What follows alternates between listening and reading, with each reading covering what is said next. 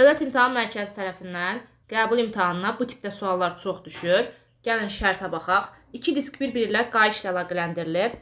Disklər üzərindəki K nöqtəsinin xətti sürəti 2 metr/saniyə olarsa, deməli disklər qayış ilə əlaqələndirilib və K nöqtəsinin xətti sürəti bizə verildi 2 metr/saniyədir. M nöqtəsinin xətti sürətini bizdən soruşur. Fikir versəniz görərsiniz ki, K nöqtəsinin aid olduğu bu çevrə ilə L nöqtəsinin aid olduğu bu çevrə qayış ilə əlaqələndirilmişdir. Qayışlı ötürmədə də qeyd etmişdik ki, xətti sürətlər bir-birinə bərabərdir. Yəni burada VK bərabər olacaq VL-ə. Şərtdə də VK verilmişdi 2 metr/saniyə. Deməli, L nöqtəsində sürəti olacaq 2 metr/saniyə. M nöqtəsini soruşur. İndi burada fikir verməli olduğumuz məqam odur ki, L nöqtəsinin aid olduğu bax bu çevrə ilə M nöqtəsinin aid olduğu bu çevrə mərkəzindən keçən ox ətrafında fırlanan diska aiddir.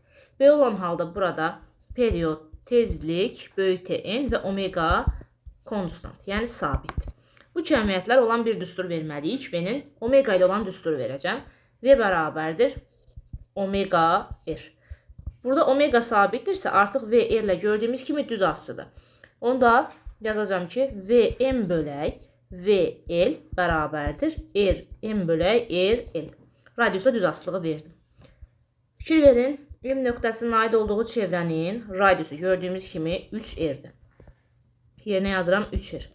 L nöqtəsinin aid olduğu çevrənin radiusu isə kiçik R'dir.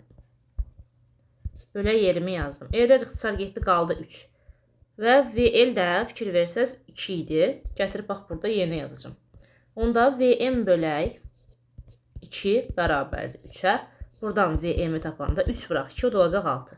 Deməli, M nöqtəsinin xətti sürəti 6 metr/saniyə oldu.